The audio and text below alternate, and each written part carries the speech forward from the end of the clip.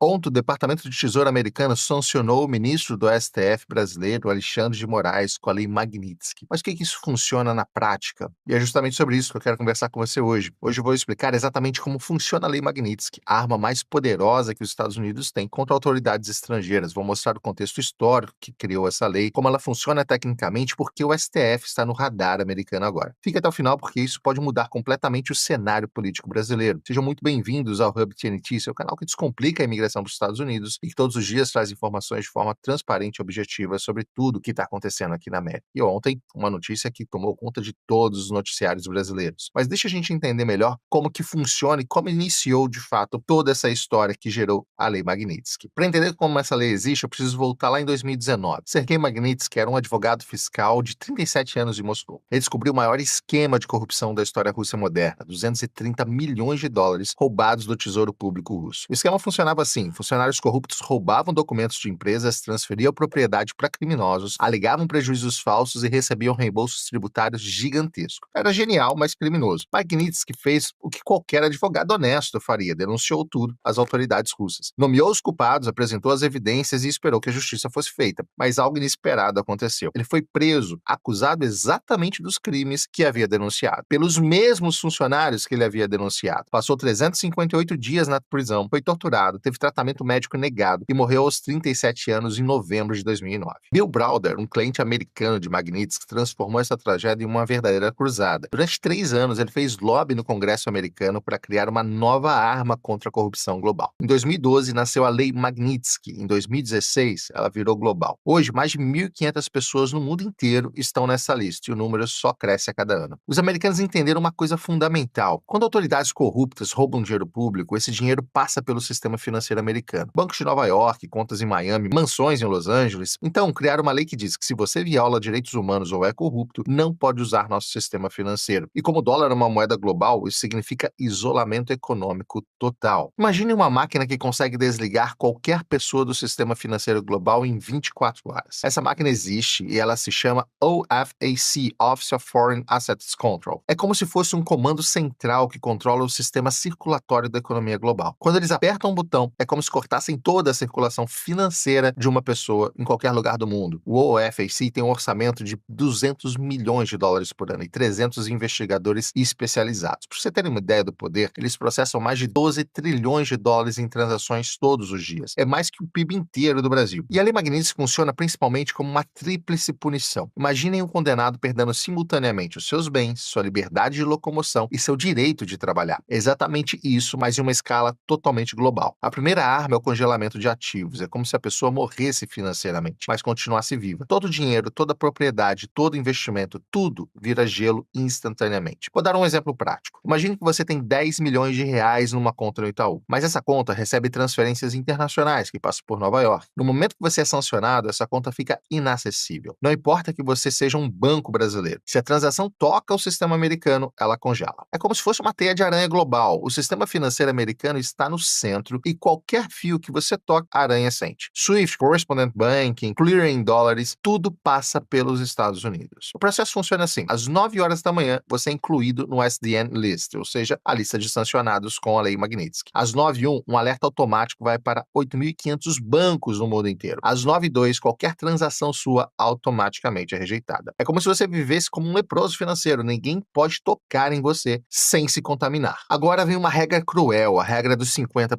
Se você controla metade ou mais do que isso de uma empresa, a empresa inteira morre junto com você. É como se você fosse diagnosticado com uma doença contagiosa e toda a sua família fosse colocada em quarentena, mesmo estando saudável. Sua empresa, seus sócios, seus funcionários, todos ficam contaminados pela sua doença financeira. E aqui está o detalhe perverso: eles presumem que sua esposa e filhos agem por você. Então, se você transferir seus bens para sua família um dia antes da sanção, não adianta nada. A presunção legal é que você continua controlando através deles. Digamos que o ministro tenha 60% de uma empresa de consultoria jurídica. No momento da sanção, a empresa inteira para de funcionar. Os outros 40% dos sócios que não fizeram nada errado perdem tudo junto. A segunda arma é como se você e sua família fossem declarados persona non grata não só nos Estados Unidos, mas progressivamente no mundo ocidental inteiro. Lembra dos exílios políticos da ditadura? É parecido, mas ao contrário. Você não é expulso do seu país, você é banido do resto do mundo. Vou tornar isso bem concreto. Imagina que você é um ministro do STF e tem um filho de 17 anos sonhando em estudar medicina em Harvard. No dia da sanção, esse sonho morre automaticamente. Não importa se o garoto tirar nota máxima no ACT, se for o melhor aluno do Brasil, ele jamais pisará em solo americano. Sua filha está fazendo intercâmbio na Califórnia, tem 48 horas para voltar ao Brasil antes do visto ser cancelado. Sua esposa tem uma viagem marcada para Nova York, cancelada automaticamente. E aqui tem um efeito dominó muito importante. Canadá tem a lei Magnitsky própria, Reino Unido também, União Europeia, idem, e como se o mundo ocidental inteiro fechasse as portas para você e para sua família. A terceira arma, você vira um pária comercial. É como se tivesse uma doença contagiosa que ninguém quer pegar. Imagine alguém que foi flagrado colando numa prova importante. Mesmo depois de anos, outros estudantes hesitam em fazer o trabalho em grupo com essa pessoa, com medo de serem associados àquela trapaça. É exatamente assim que as empresas reagem a pessoas sancionadas. As multas por violar são de até 20 milhões de dólares para empresas, 250 mil dólares e 20 anos de prisão para pessoas físicas. Mas o medo vai além das multas. Digamos que você seja ministro do STF e tenha uma empresa de palestras. No dia da sanção, a Microsoft cancela a licença do Office da sua empresa. O Google bloqueia suas contas. A Amazon Web Services desliga seus servidores. Não porque você usou essas empresas para algo errado, simplesmente porque elas não podem correr o risco de continuar tendo qualquer tipo de relacionamento contigo. E aqui acontece algo fascinante do ponto de vista comportamental. As empresas ficam com tanto medo que exageram na cautela. É o que chamamos de overcompliance. É como numa epidemia, as pessoas evitam não só quem está doente, mas também quem esteve perto de quem está doente. Bancos cortam relações não só com os sancionados, mas com quem fez negócios com o sancionado. Você é sancionado na segunda-feira, na terça seu banco corta relações. Na quarta, o banco do seu escritório de advocacia corta também, com medo de qualquer tipo de associação. Na quinta-feira, até o banco do prédio onde fica o seu escritório fica nervoso. É um esquema cascata de medo que vai tomando conta de todo o redor do sancionado. Agora eu vou explicar como eles detectam tudo isso. É como ter um Big Brother financeiro que nunca dorme. Imagine o algoritmo do Facebook que sabe quando vocês vão terminar o namoro antes de vocês saberem. O sistema de detecção de sanções é assim, mas para o dinheiro. Cada transferência bancária tem códigos específicos. Toda transação deixa rastros digitais. Inteligência artificial cruza bilhões de dados em tempo real. É como se cada movimento financeiro fosse uma pegada digital que nunca vai se apagar. Você transfere 50 mil reais de uma conta do Brasil para uma conta na Suíça. Essa transferência passa por 3 bancos intermediários e 2 deles são americanos. Cada um desses bancos roda seu nome automaticamente contra a SDN List. Se bater, a transferência para instantaneamente. O OFAC usa a tecnologia de mapeamento de redes sociais para identificar qualquer tipo de conexão. É como se fizessem um LinkedIn do crime. Mapeiam quem conhece quem faz negócios com quem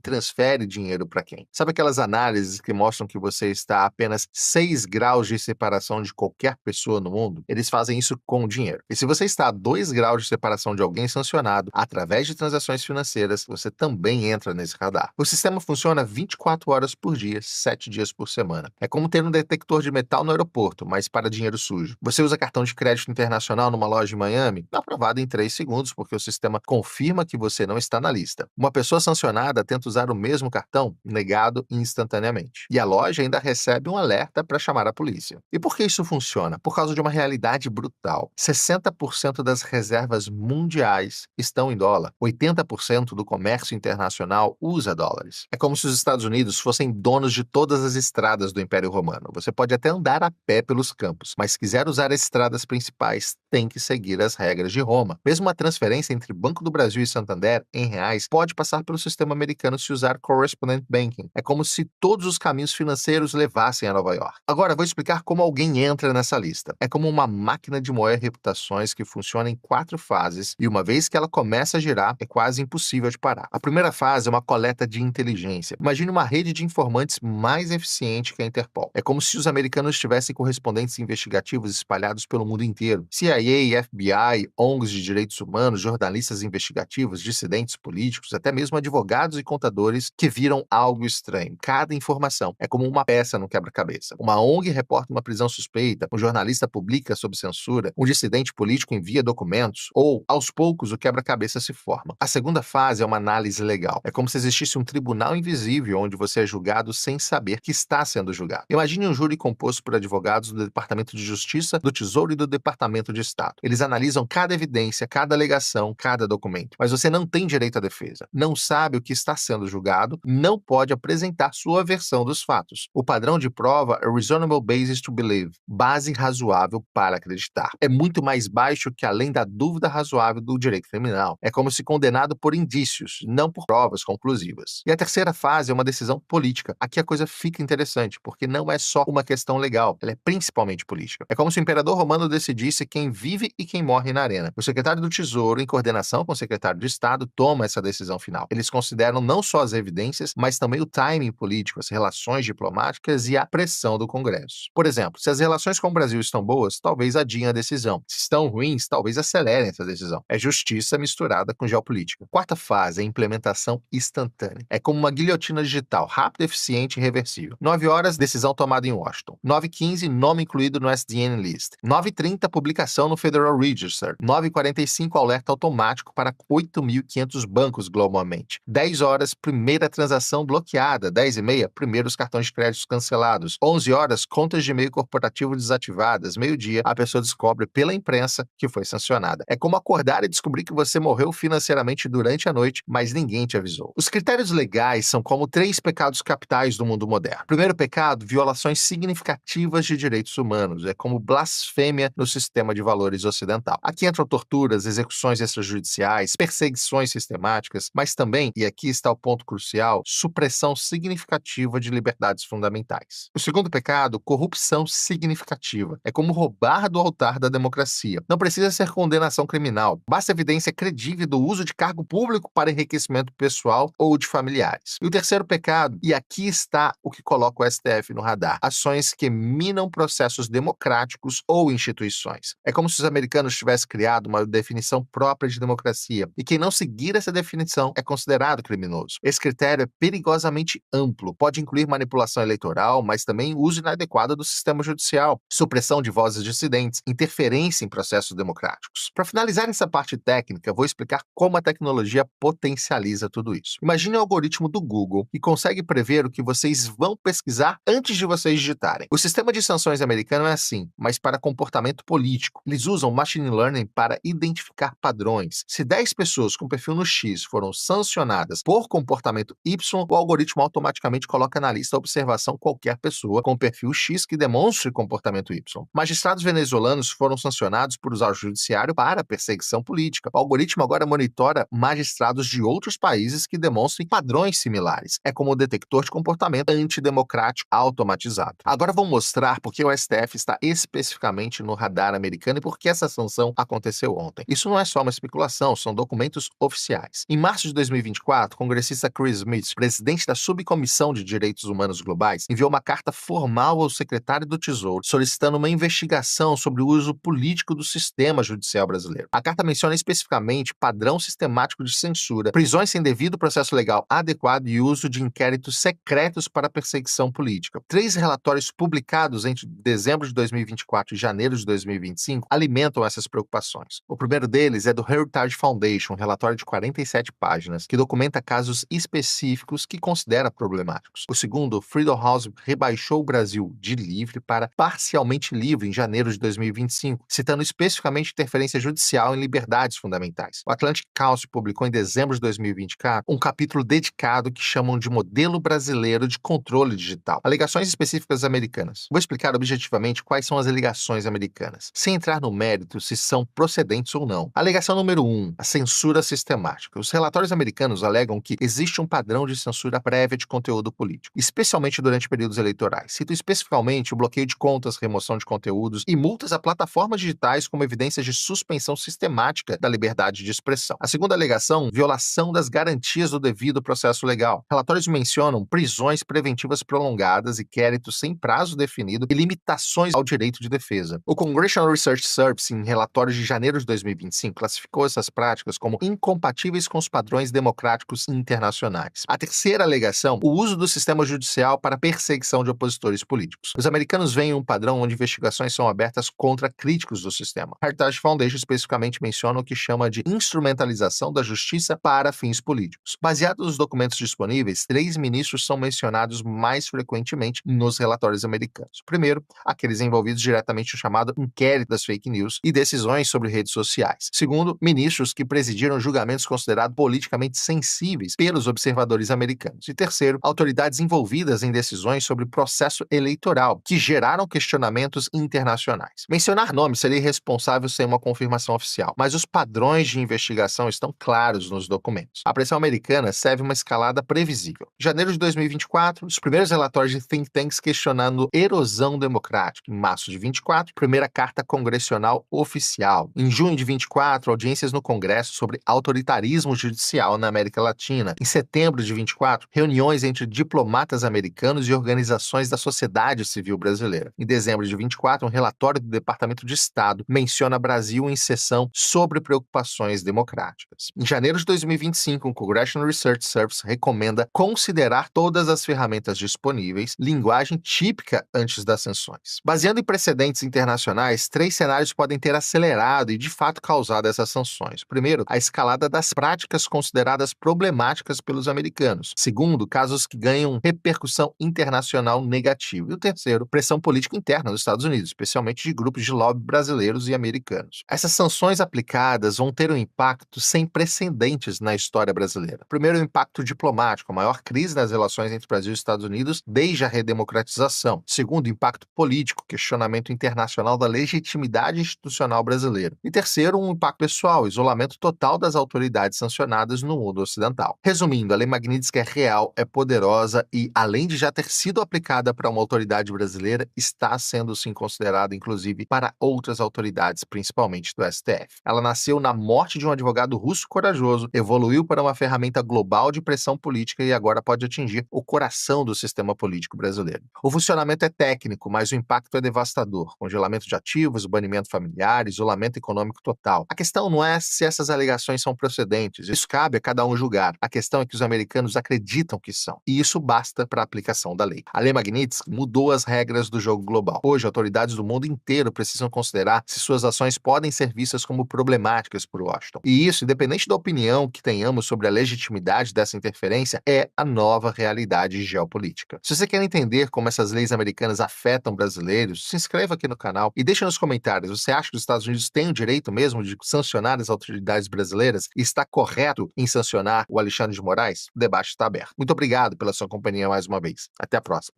Tchau.